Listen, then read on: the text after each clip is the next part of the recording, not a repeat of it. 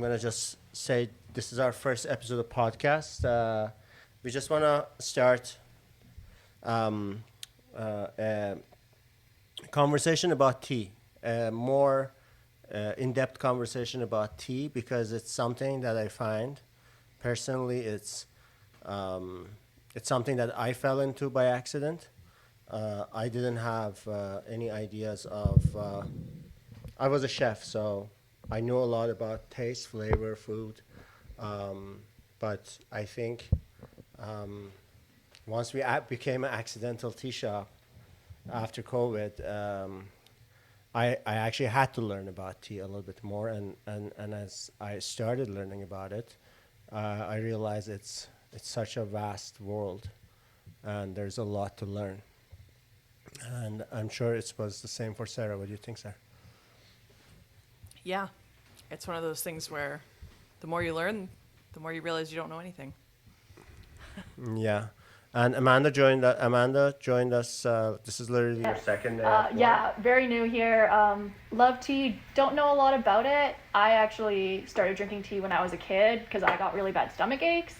So my mom, she swore by peppermint tea, and I started drinking peppermint tea, and then I expanded. So you started by drinking peppermint, Yeah, mostly just So not- anything to kind of calm not like real tea leaves or anything. No, yeah, I started I think with like Tetley's bagged, peppermint tea. Nothing wrong with it, but Oh yeah.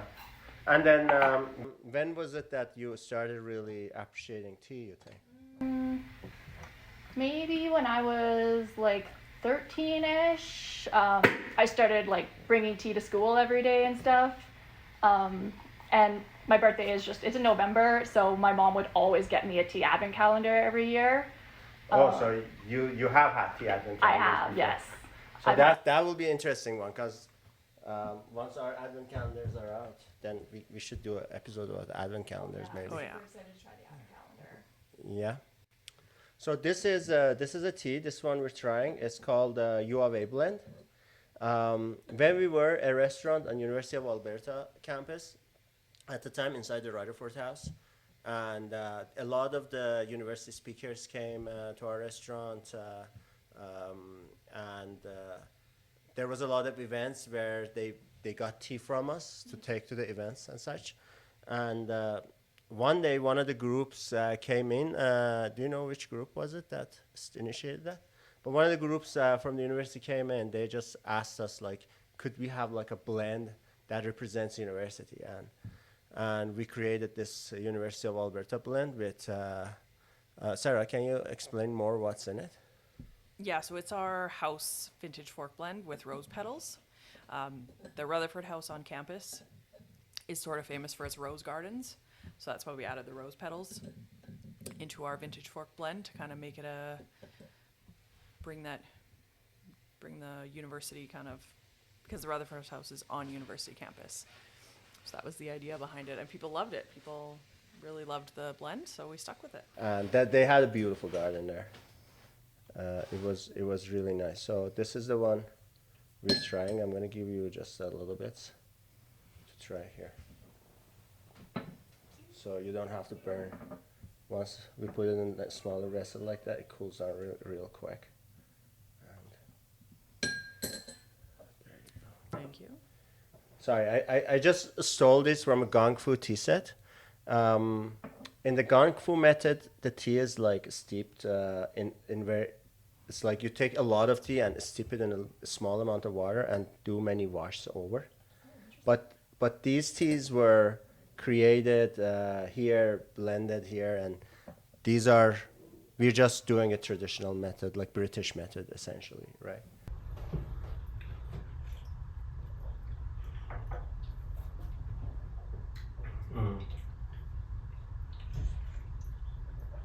It's a very nice black tea and floral with the rose. What do you think? Oh yeah, I Amanda, love you're it. having it first time, Amanda. Yeah, this is my first time. I do get like the floral. Can I get a little bit more actually? Yeah, of course. That's all you get. Thank you. More? You want some more? Please, sir.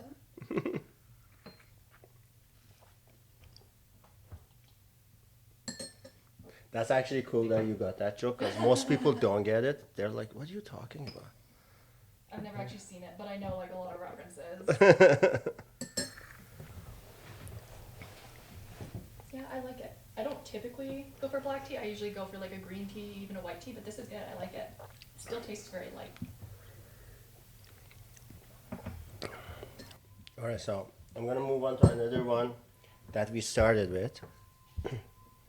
This is a vintage fork blend. This was also, So this is like the base of the U of A blend. Okay, without like the rose. without the rose, yeah. Okay. And this one, we made it because we wanted to have a house blend for our high tea events. We made this one. This actually is a black and green blend. There's a little bit of green tea in it Okay. and jasmine. Oh, I do like jasmine.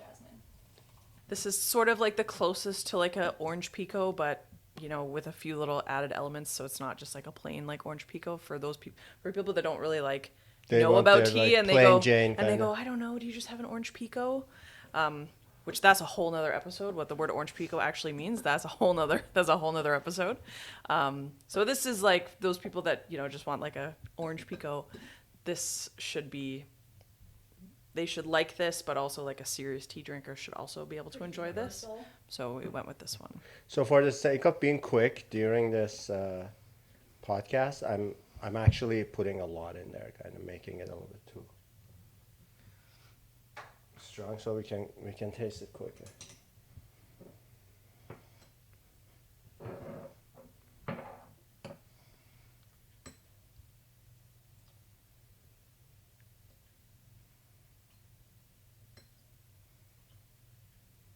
So what type of black tea is in the base of this tea? Is it a Ceylon. mix? It's a bit of like a breakfast blend, but it's mostly Ceylon tea. Mostly Ceylon tea.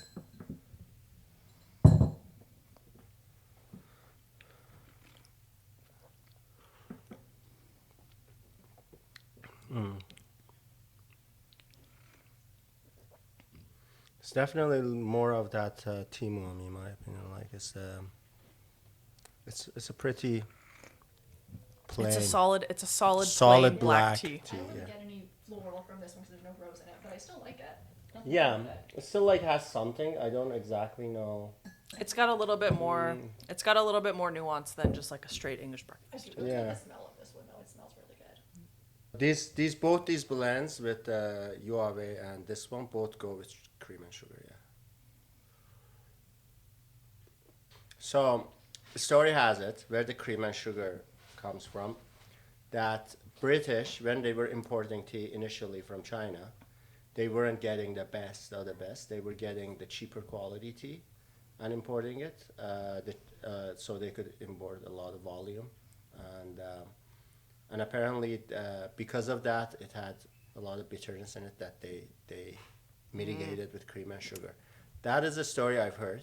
I've heard it on internet, so you can look into it a little bit. Seems more. reasonable though. It makes sense, yeah. Seems pretty reasonable. I've to actually me. never really questioned it. Like people just put cream and sugar in their tea. Yeah, but sometimes. like in China, in the Chinese teas, when you look at their a bunch of like the Chinese teas now, we're bringing in the like most expensive ones. It's almost like you're not supposed to put anything. That's there, true. right? Like when no you sugar, no cream. when you drink that Jinjun Mei and you add cream and sugar to it, it takes away so much. It's an and abomination. it is an abomination Actually, for like, sure. You might probably know more about this than like I would, but like when I used to drink my peppermint tea, sometimes when I put milk in it, it would like curdle. Is that like why that was? That would be So- acid content in Okay. your leaves, yeah. Yeah, so So like a certainly fruit tea will always curdle, Okay. and certain flowers were curdled. Like chamomile doesn't, I found, but rose petals will. but rose petals will, or hibiscus will. Yeah, because I remember I put milk in it once and I was like, oh well, it was my perfect cup of tea I just made. So the next one of our base ones. The next one is the one that made our tea shop blow up. This is the cream tea. of Earl Grey. That took our shop to a whole nother level. This one always was the most popular and is. It's called cream of Earl Grey. Do you want to give a little bit of history on that? There's an actual story about how Earl Grey was given as like a gift. The Chinese gave it to Earl. Like Earl is like a royalty title, like a like a duke or it's a title. If you're an earl, you're in like it's a royalty title. Of what country? England. Is it England or Irish or? It's like British royalty. Oh, okay. And I think someone in China gave the Earl, and his last name was Grey, so he was Earl Grey. Is it like almost like Sir? Like is it a title that you could get? Or No, you have to be born into it, I think. Oh, really? Yeah, Okay. you can't be, because if you're a Sir, you've been knighted by the king or By the queen. king. But if you're like a duke or an earl or a duchess, you're like Your parents were- you're more like in the bloodline. Yeah. You're from a rich background or something. Yeah, you're like essentially like an offshoot of the royal family, I believe. I see. So someone from China in like the early 1800s, I think, gave it to Earl Grey as like a gift, and he just loved it so much that he popularized it and he named it after himself. It's very interesting. Like any turn, whatever turn you take in the tea world, you end up with China for some reason. It's like even this one, and then there's that famous story of Mao Oh, the gifting Da Hong Pao. tea to Nixon. Yeah, so Da Hong Pao is the most expensive tea in the world. It's $1.2 million a kilo, and it comes from China. And it's so you can get it. You could get authentic Da Hong Pao for much less than that, but the 1.2 million is the stuff that comes directly from the original mother trees that are like 1,000 years old or something. I can't remember how old they are, but the most expensive one comes directly from those mother trees. And apparently Nixon was visiting China, and Mao gave him like 100 grams as a gift, as an act of good faith and friendship between their countries. And who knows? Nixon was probably not even a tea drinker. Maybe not. But that was what, like $100,000 worth of tea or something like that? I don't know. That's crazy. For a kilo, $1 million a kilo. Or It's something. like $1,200 for one cup of tea. I imagine it's like wine, like because as it gets expensive, the returns are diminishing. Like it's almost like because I did a lot of wine dinners when I was a chef, and what I found is like some of these expensive wines, like $500-600 a bottle, for example, were really good. Not that they weren't good. It's just you can find a $40 bottle that's good, in terms of taste. I could find a $40-50 bottle as would like as much. And I think a lot of times it's about the process, about the journey that the wine has taken, and the producer, the reputation that producer has, the region, how rare it is. It could easily be just that, And in the case of this tea, it is from these ancient trees, and there might be a slight difference, I would say, but. Because, there's now probably millions of Da Hong Pao trees in orchards across China. So it's still all the same tea. It's just not from the actual mother tree itself. And the tea is grown in gardens, not farms, yeah? Yeah. This is the cream of Earl Grey. This is the cream of This Earl is our Grey. hands. And this is our far and above most popular tea. I can see why. This is really good. Although it's like a very. There's no sugar in it, but it's made with so Earl Grey is made with bergamot oil, and this is made with bergamot oil and vanilla oil. Mm-hmm. So there's no sweetener added. There's no like actual sugar or sweetener in this. Like but a it's bit of vanilla. but it's really sweet. Yeah, and sweet. And then there's double cream of Earl Grey, which we had recently. Yeah, we had it for a tiny blip, and it was all we sold brought in like a couple weeks. it sold in like an instant. We just sold it all in a weekend. So and then COVID happened, and we had 12 teas at it. We started with 3-4, I think. We had 12. But when we closed the restaurant, we had 12. We started with 12. Remember, Michelle helped us pick them all out. We had 12 on our shelves at the restaurant. Yeah. Yeah. I remember because I remember first we got the contact for the company that we were buying from, Metropolitan Tea, and then we picked 2 or 3 that was there, and then Michelle came and helped and picked a variety for us. And then we had 12. When we closed the restaurant, we had 12 types. And that's what Vintage Works started at, 12 So you guys types of tea. started like during COVID, you started Vintage Work? During COVID, we started Vintage Works, Oh, wow. 12 types of tea. That's cool though. You don't know many people who like started a business during COVID. We actually, Well, we lost our business in we COVID. lost the business, started 2 businesses. Oh, okay. One of them failed, and one of them succeeded. I actually started a pizza business Oh, okay. at the Cool. time, and the tea business, Sarah, kind of just was selling the tea on our website, and Sarah was running a newsletter at the time for the restaurant.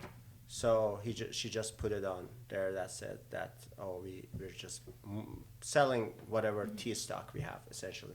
We were essentially wanted to just sell the tea we had on Yeah. hand, so it doesn't like get stale. Like It actually wasn't the newsletter. People phoned. Oh yeah, someone phoned. People were phoning and asking like, oh, and like saying like, you know, I'm really sorry about the restaurant. That really sucks. Like, is there any chance I can just buy that tea that I used to drink at your restaurant? Okay. And then, I didn't know someone phoned yeah, me. multiple people called. Oh really? Multiple people Were called. they all looking for like the same tea or different teas too? Most of them were looking for the vintage fork blend, Okay. and then it was like, oh, let's email people and tell them that we're selling tea. Just we're selling our stock of the 12 kinds. But then people would reply to the emails and be like, well, can you get me this type of tea?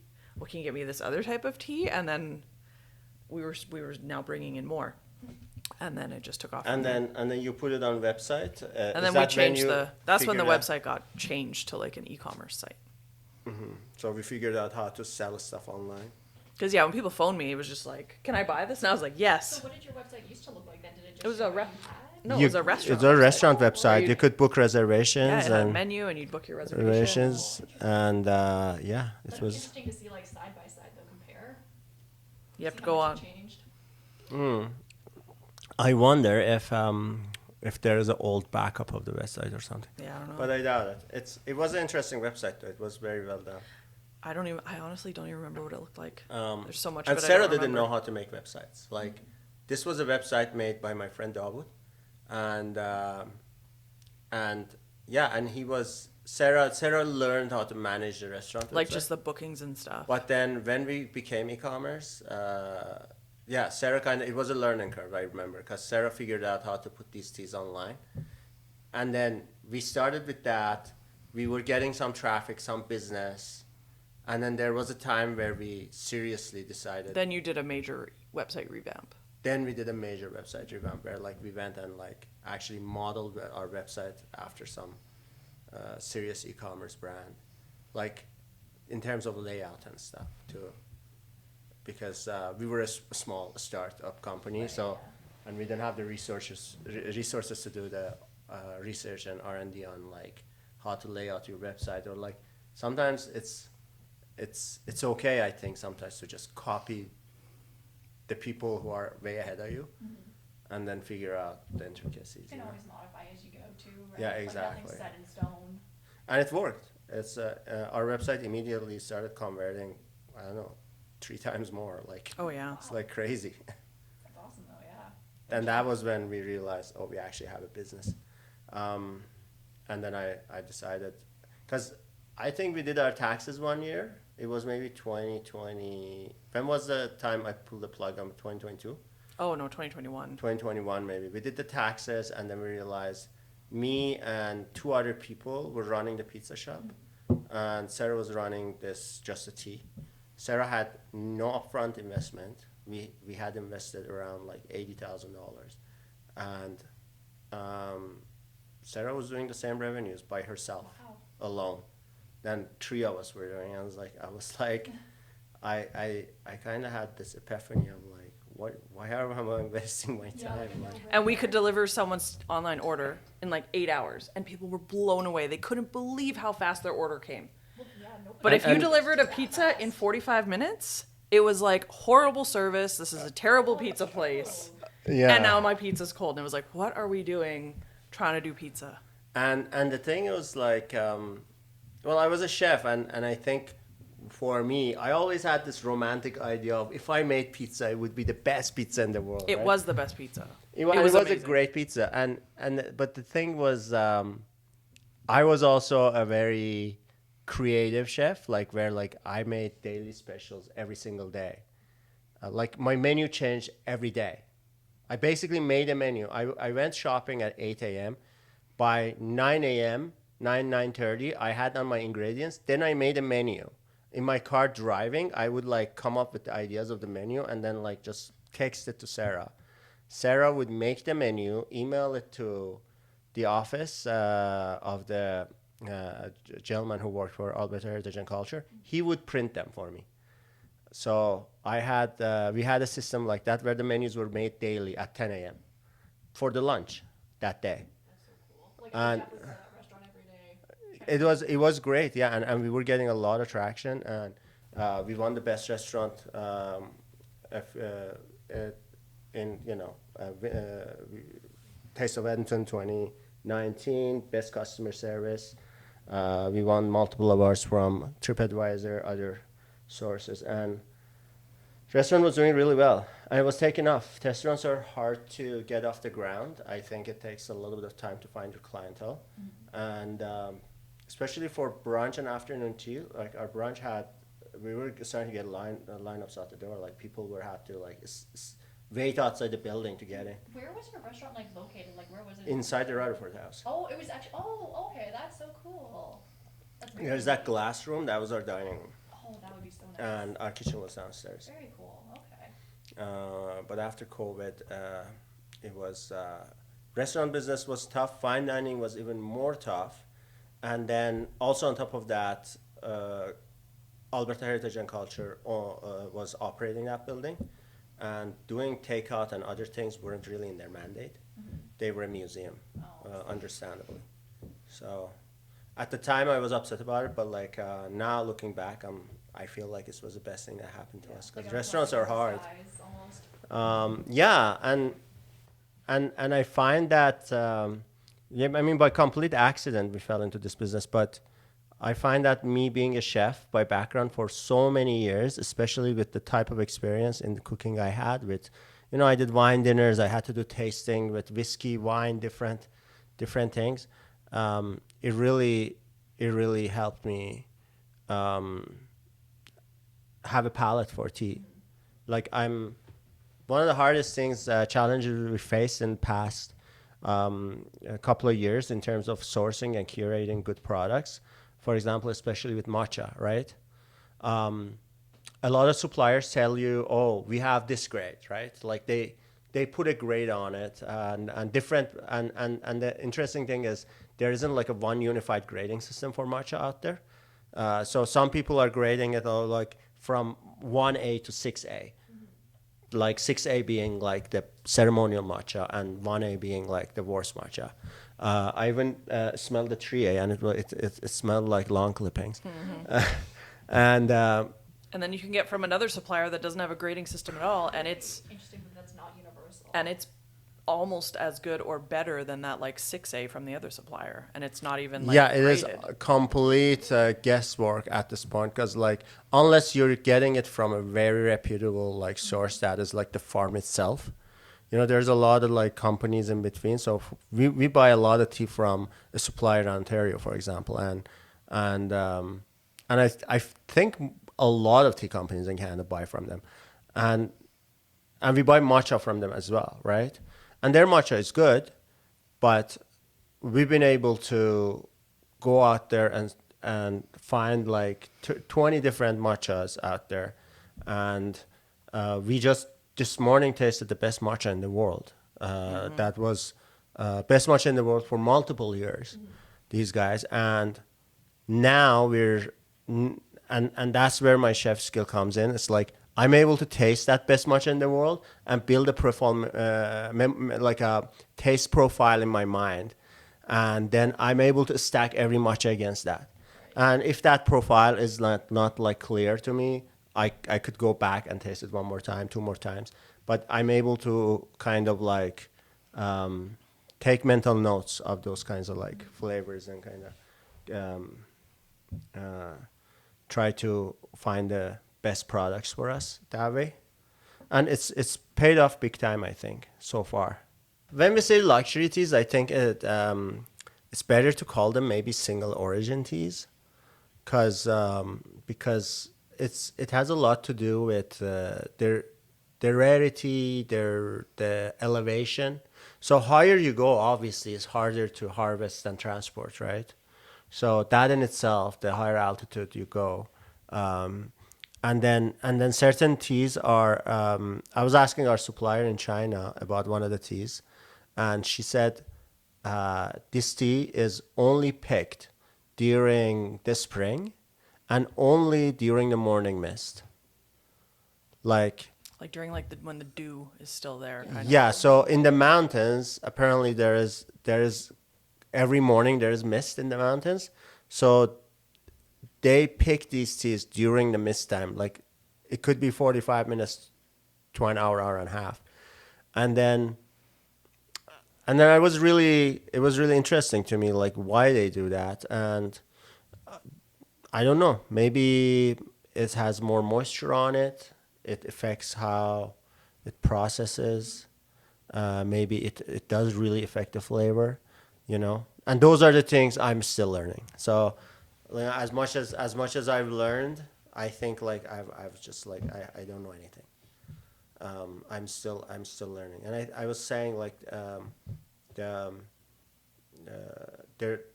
purpose of this podcast essentially is to get our audience on this learning journey with us. So as we're learning, we all learning kind of thing. Yeah, everyone at different levels too. Yeah, I just like, yeah, we get to all find out about all these new teas. I'm planning to travel a little bit, hopefully, and go to the farms and meet some people and give people behind the scenes of that as well. My favorite part, okay, you know when you like your car breaks down and you have to go to the mechanic and it sucks so much and it's like it feels really painful to have to spend the money at the mechanic. My favorite part is how happy people are when they get to buy tea. The way that it just like people are so thrilled to either like come into the store and go shopping and buy this tea that they love, or when we deliver it and you knock on the door, because we just like knock on the door, put it in their mailbox so that they know there's a package and then we leave. You know, there's that like hesitance of like, who's knocking at my door? Oh my God, what do they want? And then they realize it's their tea and their face just lights up so much. They're just so happy. That's true. Definitely my favorite part is just how happy you get to help people become to get their tea. Yeah, that's so true.